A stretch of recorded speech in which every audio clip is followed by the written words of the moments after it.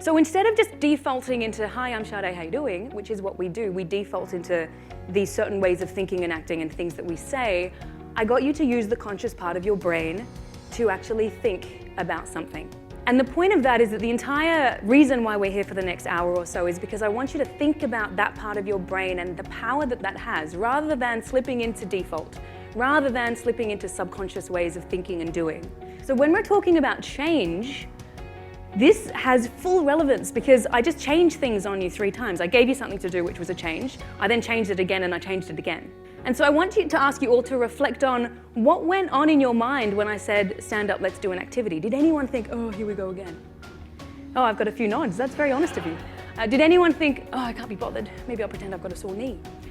You know, these little things that go on in our heads, they're fun and you know, we can laugh about them here, but we need to make sure we don't have things like that going on in our heads when we are faced with change at work. And the best way to understand this is actually to recognize that we have a functional split in our brains. We have a functional split, and these 2 different sides of the brain have a very different purpose. It comes down to the mindset people have. So Blockbuster's mindset was closed to disruption.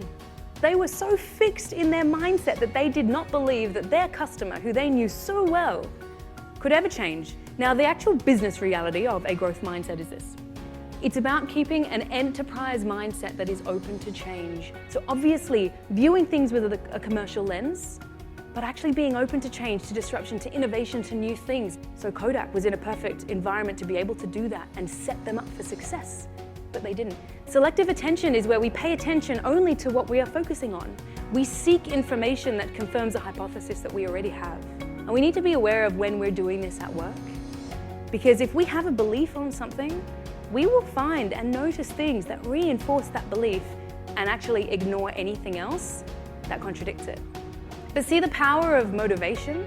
The first one was packed full of features and benefits and that's great, it was very factual. What it completely lacked was the emotion, because the emotion taps into the limbic part of the brain. That's how you build trust. That's how you drive action.